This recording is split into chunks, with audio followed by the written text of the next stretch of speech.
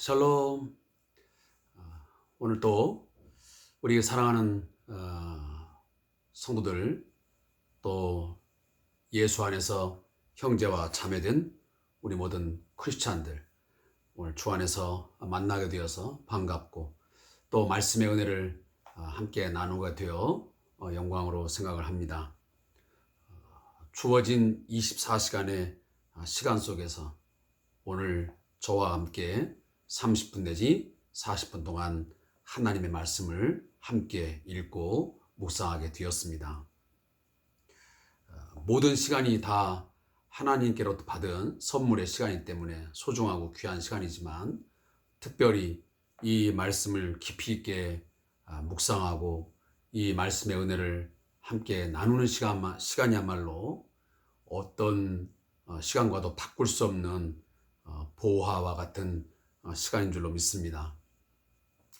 따라서 저도 마찬가지지만 우리 모두가 다 이 주삼 교제를 가지고 큐티하는 시간, 어떠한 막연함 속에서 또 형식화된 속에서 이 시간을 함께 하지 않았으면 좋겠습니다.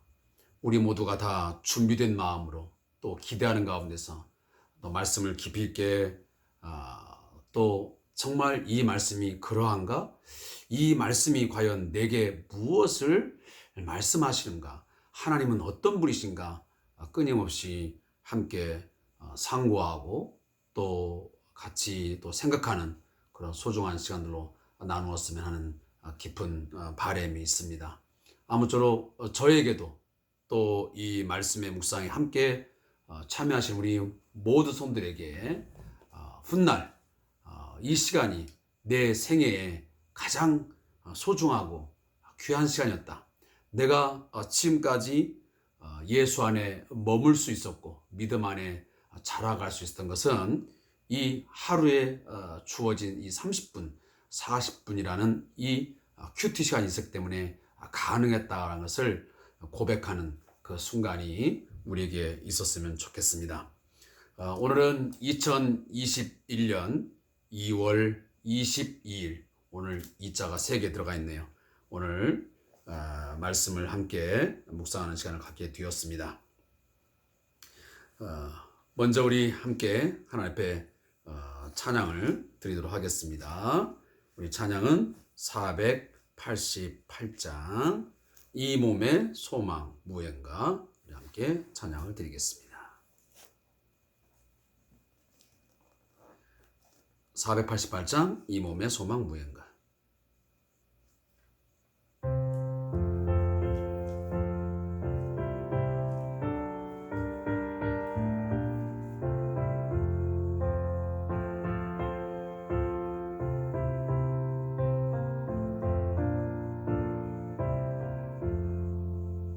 이 몸의 소망 무언가, 우리 주 예수뿐일세. 우리 주 예수 밖에는 믿으리 아주 없도다. 주 나의 반석이시니 그 위에 내가 서리라. 그 위에 내가 서리라. 무섭게 바람 부는 밤, 물결이 높이 설렐 때 우리 주 크신 은혜에 소망에 닿을 줄이라. 주 나의 반석이시니 그 위에 내가 서리라. 그 위에 내가 서리라.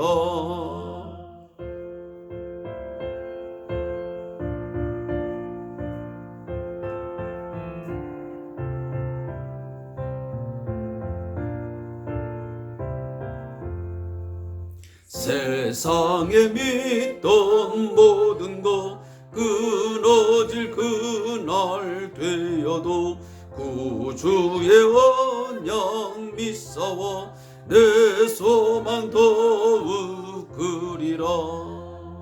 주 나의 반석이시니 그 위에 내가 서리라. 그 위에 내가 서리라. 바라던 천국 올라가 하나님 앞에 배울 때 구주의 은을 힘입어 어여시하며 서리라. 주 나의 반석이시니 그 위에 내가 서리라. 그 위에 내가 서리라.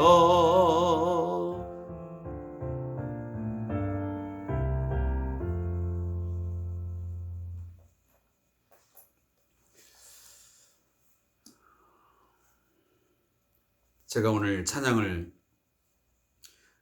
드리는 중에 생각나는 그런 모습이 하나 있었습니다. 그것은 저희 그 송신대 그 신대원의 교수님이신 우리 박아름 교수님이 우리 장로교회의 큰 별이기도 한 우리 박형룡 박사님의 그 아들이신데, 그 교수님이 늘 저희와 함께 교수를 하는, 또 우리가 이 강의를 받는 시간이 되면 꼭 이 찬양을 그렇게 불렀던 생각이 납니다. 특히 2절을 그렇게 많이 불렀습니다. 무섭게 바람 부는 밤 물결이 높이 설릴 때 우리 집 크신 은혜에 소망에 닫힐 줄이라. 주 나의 반석이시니 그 위에 내가 서리라. 그 위에 내가 서리라. 굉장히 우리가 이 찬양을 많이 불렀던 생각이 납니다. 왜 그랬을까? 그런 생각을 하는 중에 당시에 아마 그 아버님이었던 박형룡 박사님, 또 그 이후에 저희 어떤 장로교회의 어떤 그 분열사, 굉장히 교회의 혼란함 속에서 이 정말 무섭게 바람 불지만 그 속에서 오직 주 나의 반석이시니 그 위에 내가 서리라 하는 어떤 믿음의 어떤 그 견고함, 이런 것들을 바라고 소망하면서 이 찬양을 불러지 않았을까 하는 생각을 갖습니다. 아무쪼록 우리의 삶의 현장도 굉장히 지금 무섭게 바람이 불고 있습니다. 코로나19라고 하는 이 바이러스의 바람이 세차게 불고 있고, 또 그것을 인해서 우리의 삶의 여러 가지 전반적으로 어려움과 고통이, 또 괴로움이 지속되고 있습니다. 이 속에서 오늘 우리 찬양을 우리 함께 들었던 것처럼 우리의 믿음만큼은 온전히 예수 그리스도라고 하는 그 반석 위에 든든히 세움을 통해서 흔들림 없이 견고하게 우리의 신앙이 서 있기를 바랍니다. 그 신앙이, 그 믿음이 오늘 우리의 모든 고난과 역경과 어려움들을 능히 이기게 하시고 극복하게 하시고 우리에게 진정한 승리를 줄 줄로 믿습니다. 오늘 함께 묵상할 말씀은 마가복음 11장 20절부터 26절의 말씀을 함께 합독하겠습니다. 마가복음 11장 20절부터 26절까지의 말씀입니다. 신약성경 73페이지에 기록되어 있습니다. 제가 갖고 있는 주상규제는 231페이지를 함께 펼쳐서 보시면 되겠습니다. 함께 말씀을 읽겠습니다. 시작. 그들이 아침에 지나갈 때에 무화과 나무가 뿌리째 마른 것을 보고 베드로가 생각이 나서 여짜오되 랍비여 보소서 저주하신 무화과 나무가 말랐나이다. 예수께서 그들에게 대답하여 이르시되 하나님을 믿으라. 내가 진실로 너에게 이르노니 누구든지 이 산더러 들리어 바다에 던져지라 하며 그 말하는 것이 이루어질 줄 믿고 마음에 의심하지 아니하면 그대로 되리라. 그러므로 내가 너희에게 말하노니 무엇이든지 기도하고 구하는 것은 받은 줄로 믿으라. 그리하면 너희에게 그대로 되리라. 서서 기도할 때에 아무에게나 혐의가 있거든 용서하라. 그리하여야 하늘에 계신 너희 아버지께서도 너희 허물을 사하여 주시라 하시니라. 아멘. 오늘 함께 읽은 이 본문을 가지고 마른 무화과 나무 앞에서 주신 가르침이라는 제목으로 말씀을 나누겠습니다. 오늘 본문에 대한 요약을 먼저 읽어드리도록 하겠습니다. 성전 소란 행위 다음 날 제자들이 저주받은 무화과 나무가 말라 있는 것을 보고 예수님께 아뢰다. 예수님은 기도와 용서에 대해 말씀하시며 성전 멸망 후에도 하나님은 기도를 받으시고 용서를 베푸는 일을 계속하실 것이라는 가르침을 주신다. 자, 여기 보면 그 성전 소란 행위라고 이렇게 여기 저자는 기록을 하고 있는데, 보통 우리가 성전 청결 사건 이렇게 우리가 명명하는 부분이 훨씬 많습니다.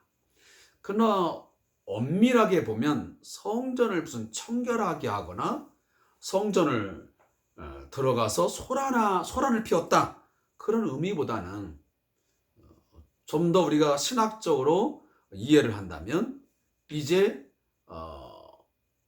과거의 물질적인 그 세움이 되었던 그 건물로서의 성전, 그 성전의 아주 중요한 주 기능이었던 하나님의 임재와, 그리고 그 백성들이 나아가 죄를 고하고 그리고 죄를 용서받고, 그래서 하나님과 그 죄인과의 관계 속에서 화목함이 이루어지고, 그리고 그 성전에 나가 제사를 드림으로 인간과 인간 사이에 있었던 모든 불화와 또 갈등의 문제를 화목함으로 바꾸는 그 모든 관계 회복이 이루어졌는데, 이제 그러한 것들은 모든 것이 다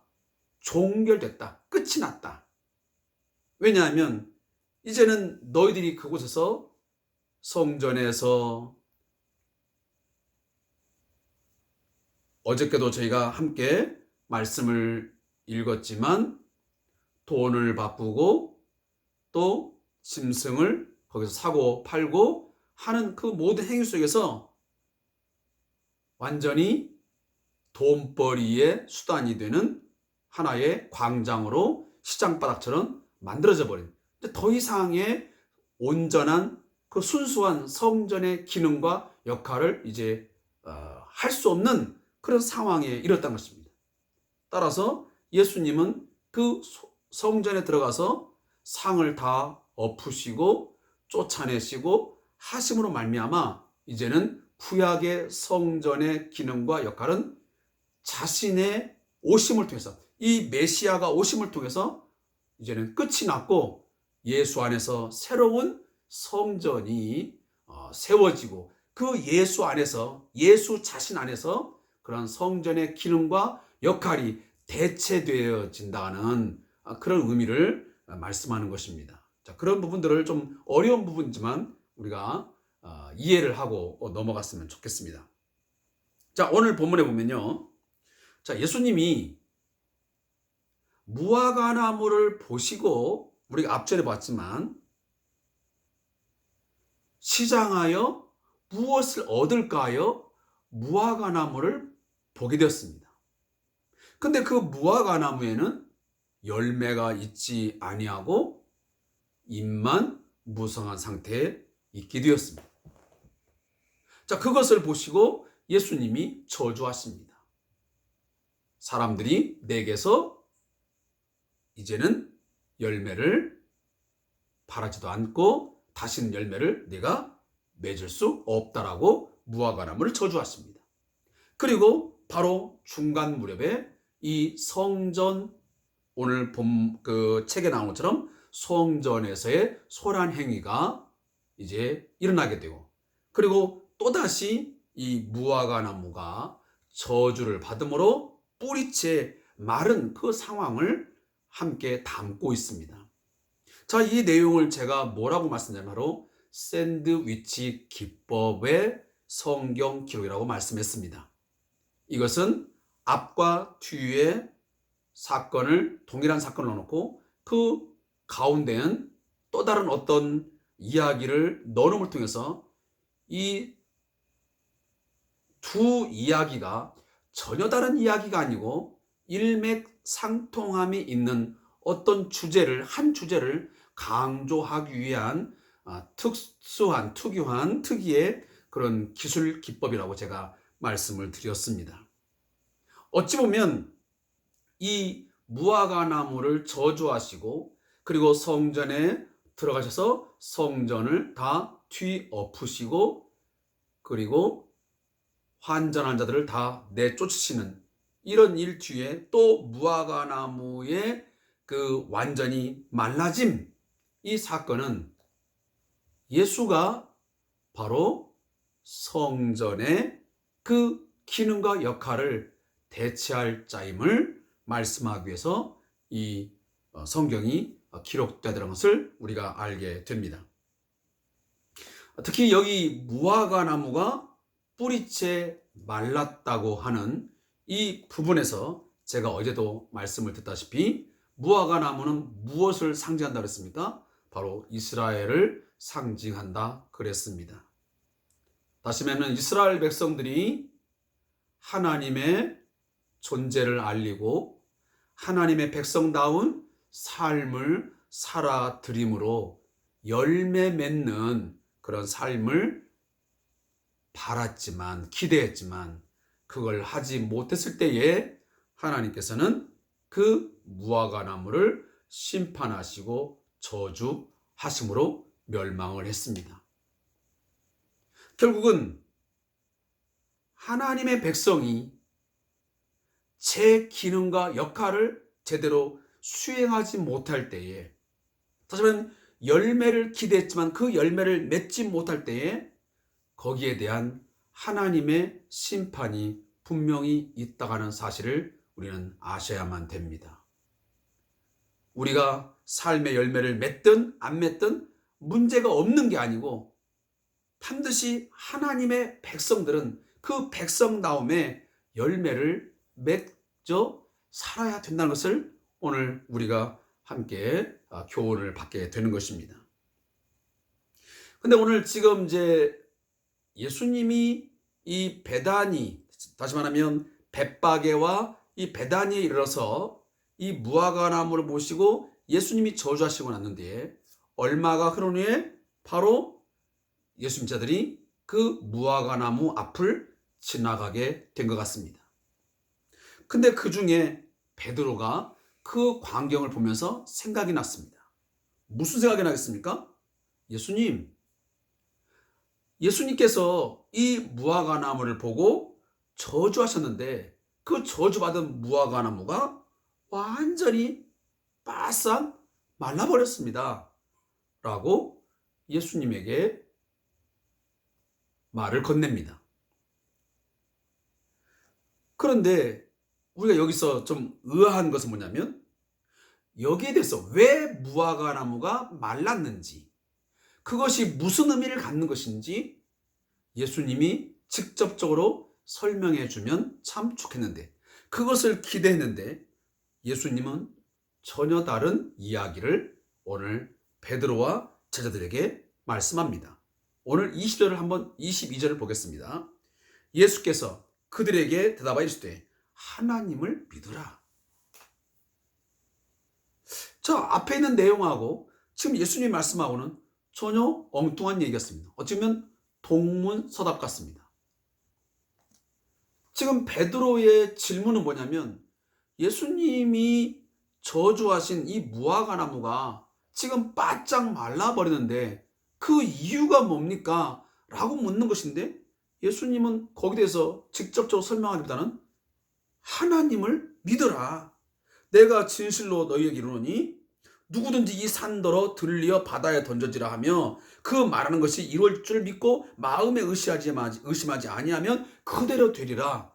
지금 기도에 대한 내용을 말씀하고 있습니다. 다시 말하면 믿음과 기도를 말씀하고 있습니다. 자, 이것은 왜 그렇게 예수님이 답을 하셨을까요? 그런 의미가 있는 것입니다. 그럼 무슨 의미냐면 우리가 성전 하면요, 자, 앞에 지금 예수님은 그 앞에 있는 성전의 그 사건을 지금 머릿속에 염두에 두시는 것입니다. 자, 성전하면 가장 기본적으로 생각나는 게 뭐냐면 바로 그곳은 기도하는 곳이라 했어요. 만민이 기도하는 집이라고 했어요. 하나님 앞에 기도하고 하나님과 만남이 이루어지고 죄가 용서함이 베풀어지고 그런 겁니다. 그런데 지금 성전이 다 멸망하고 그리고 무화과 나무가 말랐다고 하는 것은 모든 파괴와 하나님의 심판이, 하나님의 저주가 임했다고 하는 건데, 그러면 더 이상 성전의 기능이, 성전이 다 무너져버리고 멸망해버리면 그럼 어떻게 되는 것인가? 더 이상 우리들이 어떻게 기도하며 어떻게 우리가 죄를 용서받을 수 있단 말인가 하는 의문을 던질 수 있는 상황이 됐단 말이에요. 자, 거기에 대해서 지금 예수님이 제자들에게 답변을 주고 있는 것입니다. 지금 마가는 그런 어떤 의도를 가지고 이 말씀을 쓰고 있는 것입니다. 하나님을 믿어라.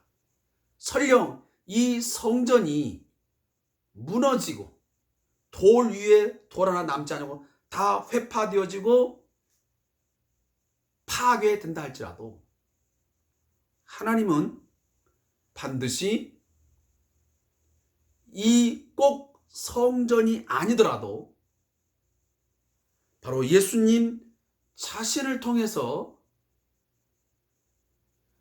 하나님 앞에 기도할 수 있게 하시고 그리고 죄를 용서받는 그러한 기능, 그러한 일들을 하나님께서 계속적으로 지속할 것을 오늘 말씀하고 있는 것입니다. 특히 지금 하나님을 믿으라는 것은 그냥 이것이 안 되면 어떡하나 하고 불안해하거나 걱정하지 말라는 것입니다. 성전이 무너지면 또 다른 방법을 통해서 하나님은 그 하나님의 일들을 지속할 거니까 걱정하지 말고 누구를 믿어라? 하나님을 믿어라. 하나님은 말씀하시고 하나님은 약속하셨으면 당신의 일을 지속적으로 계속하는 분이시지, 인간이 실수하고 실패했다고 해서 하나님의 일이 중단되거나 그 일이 다 끝이 나는 것은 아니라는 것입니다. 그러니 하나님을 믿으라는 겁니다. 의심하지 말고 염려하지 말고 하나님의 일하심을 믿으라는 것입니다. 그러면서 뭐라냐면 내가 진실로 너희에게 이르노니 누구든지 이 산더러, 자, 이 산더러는 말은, 자, 여러분 여기서 집중을 잘 하셔야 됩니다. 여기 이 산이라는 것은 우리가 보통 말하는 산을 의미하는 것이 아닙니다. 이 산은 바로 특정한 산을 의미합니다. 왜? 여기 이라고 하는 바로 형용사가 여기에 붙어 있습니다. 그러면 이 산은 당시에 예루살렘에 있던 산을 지칭하는 것입니다. 그러면 여기에 두 산이 있습니다. 하나는 감람산이요, 하나는 바로 우리가 보통 말하는 자이온 마운틴, 바로 시온산입니다. 시온산. 근데 어떤 학자들은 감람산이라고 말하는 분도 있고 어떤 분들은 바로 이 시온, 따지면 시온산을 의미한다고 합니다. 근데 저는 이 본문을 저는 시온산이라고 그렇게 이해하고 싶습니다. 왜냐하면 이 23절의 말씀은 바로 이 성전 사건을 연상하면서 이것을 염두에 두면서 그것과 맥락을 같이 하는 구절이기 때문입니다. 그러니까 지금 시온산에 예루살렘 성전이 세워져 있었습니다. 그러니 그 예루살렘 성전이 서 있던 그 시온산이 들려서 바다에 던져지라. 이 말은 뭐냐면 바다에 던지는, 바다는 성경에 보면 바로 어둠의 세력, 다시 말하면 그 마귀의 어떤 세력, 그것을 상징적으로 말했거든요. 바로 다시 말하면 그 악의 세력을 상징적으로 말할 때 보통 바다를 많이 등장을 시킵니다. 그래서 우리가 요한계시록 13장에 보면 바다에서 이 두 짐승이 올라오는 장면이 나옵니다. 자, 여기 보면 한 짐승이 나오는 것을, 그러니까 바다에서 용이 올라오고 바다에서 짐승이 올라오고 하는 것은 전부 다 그 악의 세력 가운데서 어떤 특별한 존재가 나타날 때에 요한계시록에 보면 이렇게 상징적인 그림 언어를 사용하고 있습니다. 그러니까 여기 바다에 던져진다는 것은 바로 하나님의 심판이 있으므로 그것이 멸망한다고 하는 것을 그림을 그리고 있는 것입니다. 다시 말하면 이 성전이 세워졌던 이 시온산이 바다에 던져진다고 하는 것은 결국은 그 성전이 이제 하나님의 심판에 의하여 멸망하고 파괴된다는 것을 말하는 것입니다. 자, 그렇게 되리라고 하면 그 말하는 것이 이루어질 줄 믿고 마음에 의심하지 아니하면 그대로 되리라. 자, 이것은 역사적으로 그렇게 성취되었습니다. 훗날 여러분 잘 아는 대로 이 예루살렘 성전은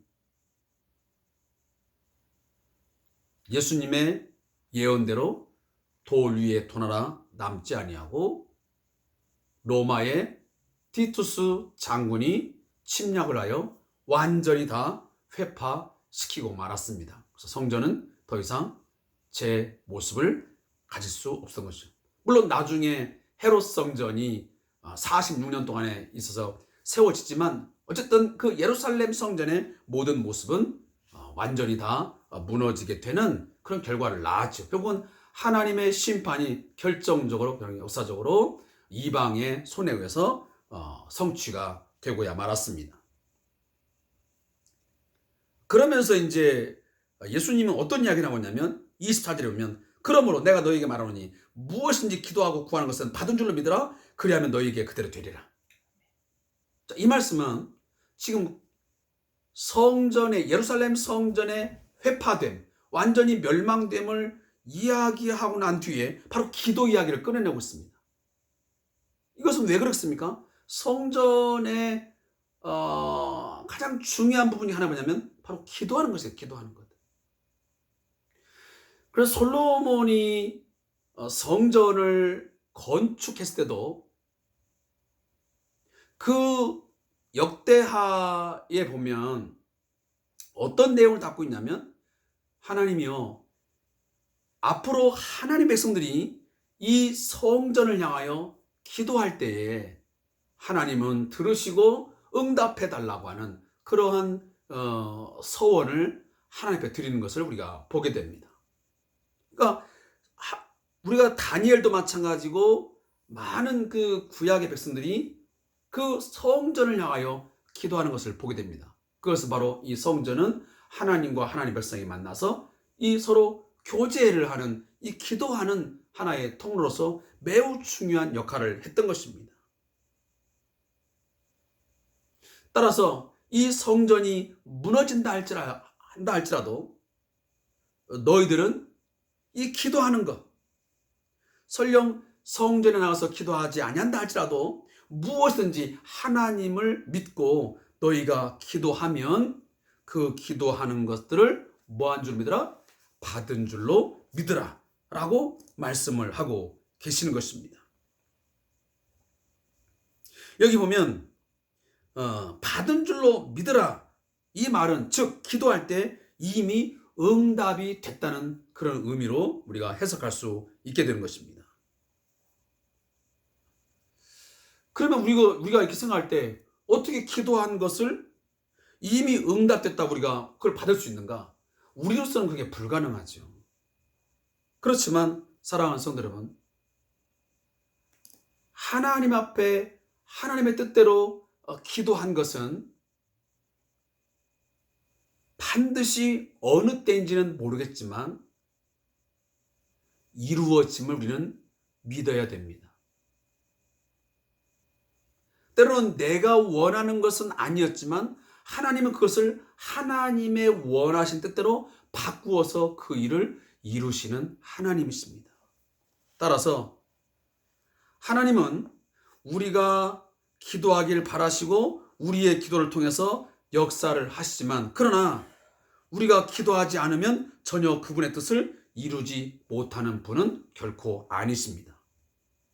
하나님은 우리가 기도하기 전에 이미 우리의 기도를 이루시기 위해서 활동하고 계셨다고 봐야 하는 것이 맞습니다.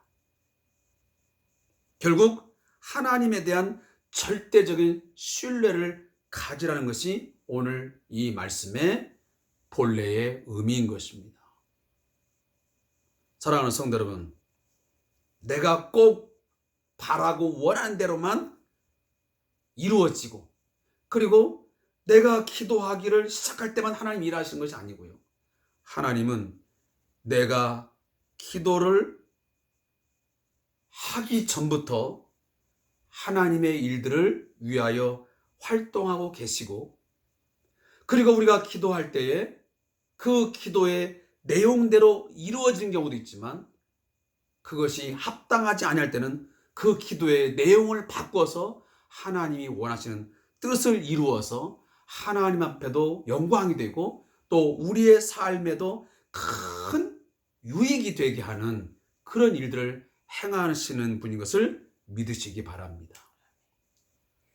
뿐만 아니고, 자, 여기 나오는 본문 가운데 마지막 25절에 보면 서서 기도할 때 아무에게나 혐의가 있거든 용서하라. 그리하여 하늘에 계신 너희 아버지께서도 너희 허물을 사하여 주시라. 자, 이거 서서 기도할 때라는 말입니다. 자, 유대인들은 보통 서서 기도합니다. 그렇죠? 우리는 이렇게 무릎 꿇고 기도하고 앉아서 기도하고 하지만 대부분 유대인들의 기도 습관은 서서 기도합니다. 자, 그런 장면들이 많이 나오지 않습니까?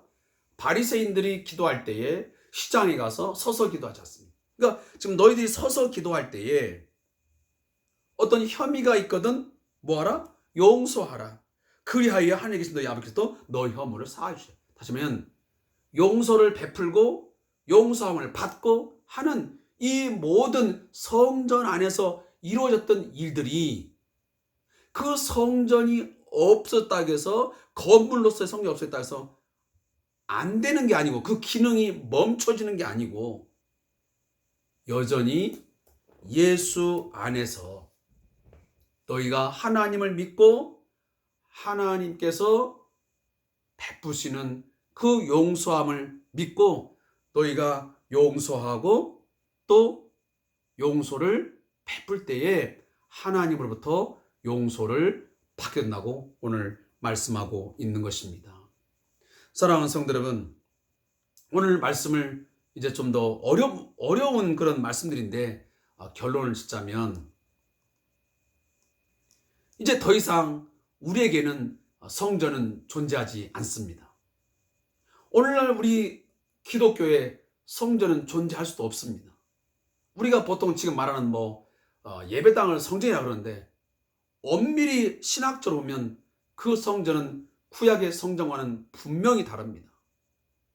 이미 그 성전의 기능과 역할은 예수를 통해서 예수 자신을 통해서 대체되었고 그리고 성취되어서 완성되었습니다.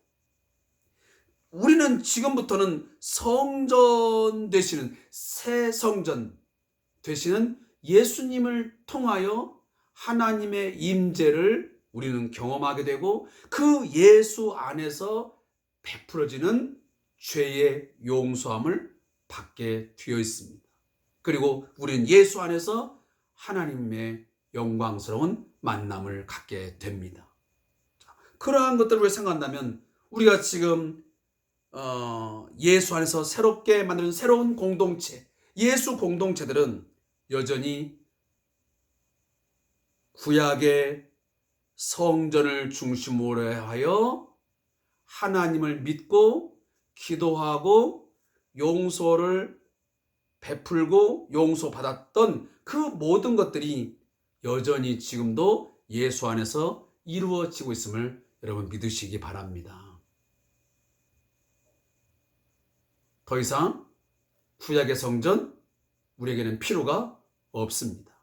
이제는 새로운 성전 되시는 예수 그리스도 안에서 그 모든 것들이 다 온전하게 이루어졌습니다. 그리고 바로 우리 자신들이 하나님의 성전이 되었습니다. 하나님의 영이신 성령께서 우리 안에 내주하심으로 우리 안에서 하나님은 늘 함께 하시고 임마누엘로 함께 하시면서 우리와 만나시고 우리의 기도를 받으시고 우리가 용서를 구할 때에 예수의 이름으로 우리에게 용서를 베풀어 주시고 사죄의 은총을 베풀어 주시는 하나님이실 줄로 믿습니다. 그 하나님을 믿는 저와 여러분 되시길 바랍니다. 자, 저자의 묵상을 읽고 오늘 말씀을 맺겠습니다. 자, 성전이 사라질 시대를 염두에 둔 채 예수님은 믿음과 기도와 용서에 대해 가르치신다. 먼저 하나님의 임재의 상징인 성전이 사라진 가운데 하나님을 믿는 길은 무엇인가? 예수님은 하나님 나라의 선포자이자 그것을 실현시키는 분위기에 하나님을 믿는 길은 예수님을 믿는 것이다. 다음으로 성전은 하나님께 기도하는 곳인데 그 성전이 사라진 상황에서도 기도는 여전히 가능한 일인가? 예수님은 믿음으로 기도하는 일은 이미 이루어진 것으로 믿으라 하신다. 여기서 믿음은 하나님 나라 선포자인 예수님에 대한 믿음이다. 예수님은 자신을 통해 이미 하나님 나라가 이루어졌고 앞으로 또 이루어질 것이라고 믿고 기도하라 하신다. 마지막으로 성전 제사가 사라진 가운데 하나님의 용서는 어떻게 확신할 수 있는가? 예수님은 그의 속죄 사역으로 탄생될 제자 공동체 내에서 이루어지는 서로의 허물을 용서하는 태도가 바로 하나님의 용서에 대한 확신의 근거라고 도전하신다. 하나님 아버지, 예수님의 이름으로 드리는 우리의 기도가 이미 성취되고 있다는 사실을 믿도록 도와주소서. 아멘.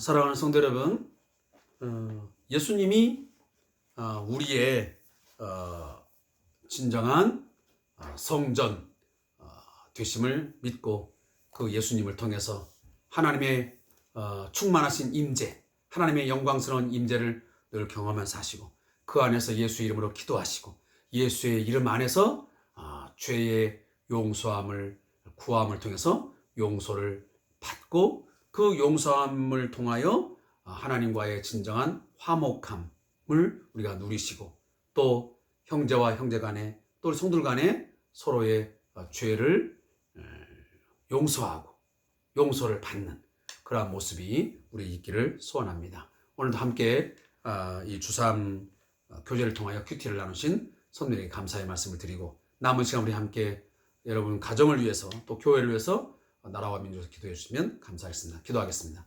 하나님 아버지 감사합니다. 우리에게 과거처럼 예루살렘 성전의 그 호화로운 찬란한 그런 건물로서의 성전은 없지만 우리에게 참 성전,